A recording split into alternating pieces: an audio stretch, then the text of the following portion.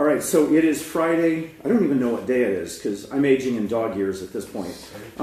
What is it, the 17th of... Okay, the 17th of February. And I'm pretty sure Punxsutawney Phil was dead wrong because it's probably 50 degrees here and it's going to be 70 tomorrow. But we're here with a group doing a tour on Friday afternoon. And as you know, we open it up for questions, but hold on, I've got one from our audience. Steve from South Carolina. Okay, hello, Steve. Hi, well, what you just said, was the show your idea, or did someone approach you about doing the show? It was definitely not my idea. No. And in fact, I turned them down several times. Lots and lots and lots of shops will be approached about doing shows. Just because you're approached about doing a show doesn't mean you're going to get a show. Statistically, less than 1 in 1,000 who they come out and they shoot what they call a sizzle reel at will actually end up in a show that goes into production. So it's a little bit like you can buy a lottery ticket, but it doesn't necessarily mean you're going to win. Or in this case with a TV show, lose. Okay? So no, it wasn't my idea. I did not go looking for anyone. They came out here, and in fact, the man that came out here didn't tell me he was a producer. He came out here and pretended to be a customer, and at the end of our conversation, he said, "We have to do a show here." And I said, "Oh, no, we're not." And that's how it all started, and unfortunately, you can see at some point, I finally rolled over. Yes? What is the most challenging build to date? Is it the boat? Oh, no. The boat was actually... Oh, the boat was a huge challenge. But at least the boat we were dealing with knowns. And the knowns were we had nothing to start with. And so we had to create sort of an idea. But at least we didn't have things in our way. No, the most challenging build of all was one of the smallest cars we've ever built. It was the 1956 Thunderbird that I was stupid enough to say, let's put an LS2, an IRS, an IFS, and an overdrive transmission, including GTO cradles, into it. And that is a decision that I still regret to this day. I lost 40 grand on that project and 5 people over that project. So that easily was the most costly in terms of money and people. And I feel very bad about it, but the people that I asked to help with it, they were so overwhelmed with the engineering challenges of that car that they walked out on me. I mean, and I had 5 different metal craftsmen walk out, and the 6th tried to, and when the 6th tried to, I grabbed him and I said, "Please don't. Let me work with you and figure it out." And we did get it figured out, and the car turned out to be just an amazing handling and performing car, but it cost way too much for me to do. Yes, sir. Are there cars that you would like to build that you haven't had an opportunity to do yet? Well, we're starting to move into that arena. We're moving more into the world. Look, everybody wants to build a GT250, a Ferrari GTO, right? They're $50 to $70 million cars, and unfortunately, only those people that have built 100 Ferraris will ever get their hands on them. So there's always some of those. But I mean, the fact that we've got one in the back right now, not a GTO, but another one, I'm starting to live the dream. So there are very, very few cars in the world that are considered highly collectible or highly sought after that we haven't had through here. Yes? What car was the hardest to find parts for? The most difficult is one you haven't seen yet on the show. We've been working on it for several years, and they built 3, so you can imagine finding parts for it are virtually impossible. But of the cars that we've built that we could find parts for, that little tiny, the BMW... The Heinkel. Oh, thank you. What am I saying? See, because we did a BMW. The Heinkel...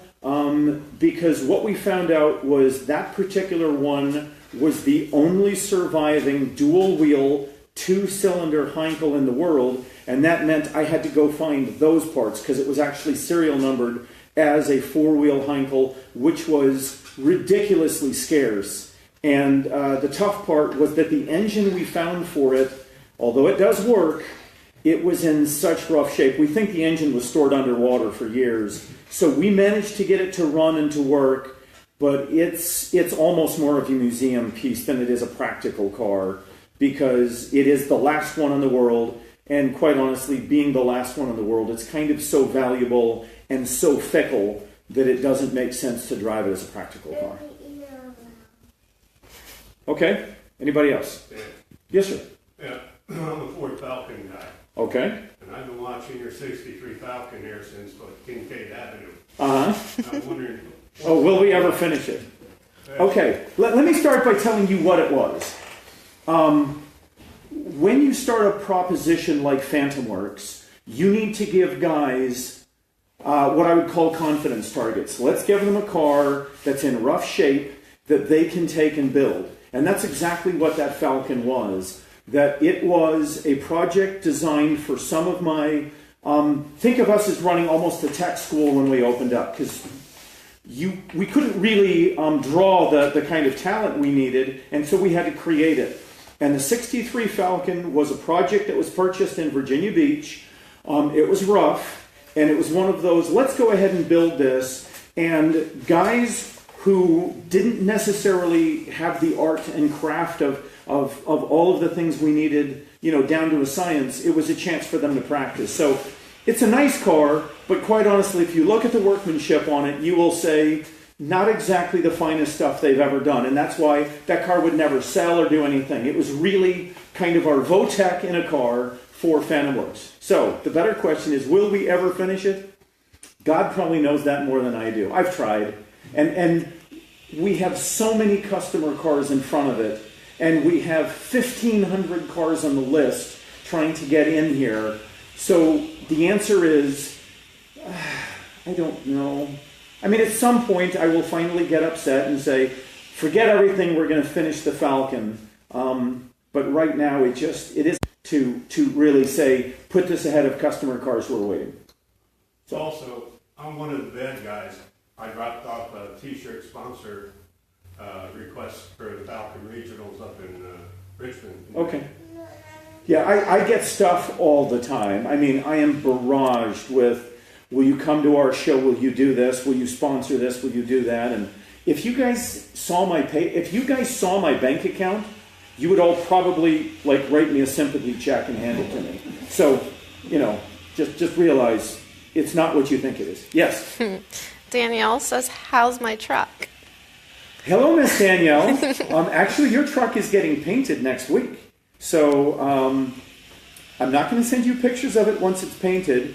And I hope we're good with the final color, that really, really dark black with the red candy brandy wine pearlescent in it. The one that Ray did, that custom blended for you, because that's what we're shooting it in. And by the way, that paint, just the material to shoot your truck, was $2,300. So you better like it. Any more questions? Yes, sir.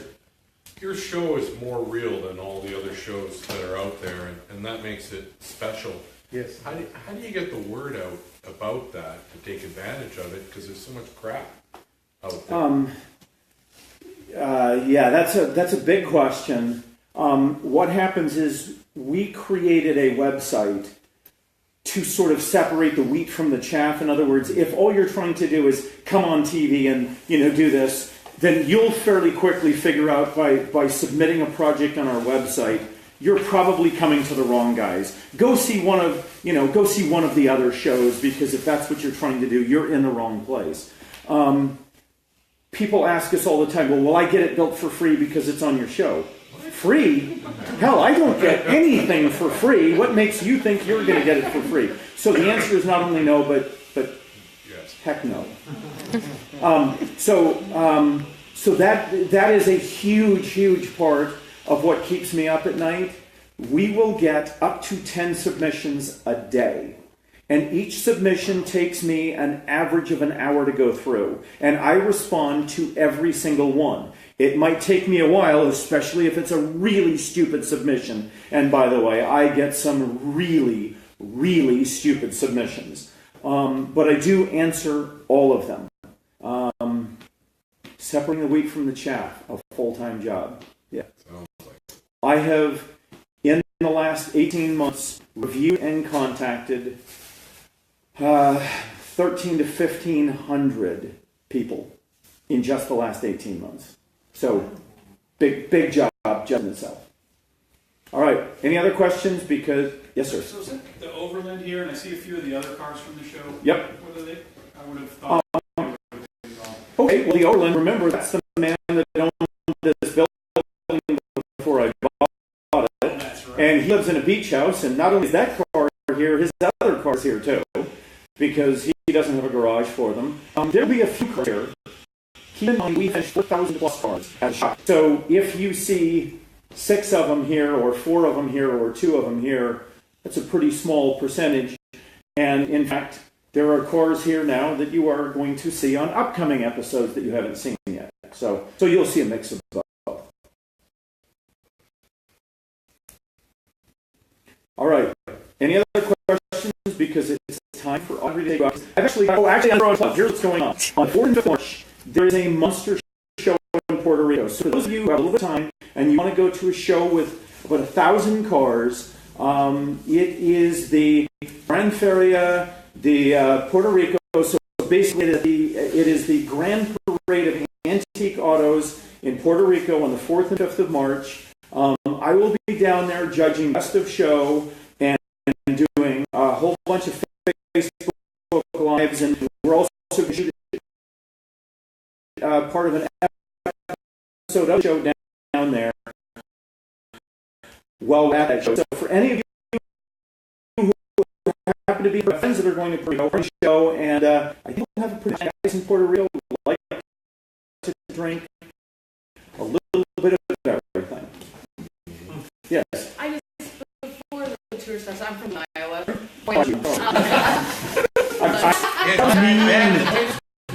That was mean. I'm sorry. Go ahead. Hey, come have a hamburger. You'll like it. I have a huge fan of yours, and I'm in North Carolina to visit my daughter, and we drove this. You drove here. Sorry, here. So the tour bus, I can get an autograph from us. Oh, sure. Let as soon as we're done and the tour takes off, we'll do that. Thank you. All right. With that, at this point, Audrey is going to take rambling. Thanks, and please join us in Puerto Rico. We're going to be doing the 4th and 5th. We're doing lives on a very regular basis, and I hope you show up. And in the meantime, watch Velocity, especially the best of the shows on Velocity, and I'm not going to say which ones they are.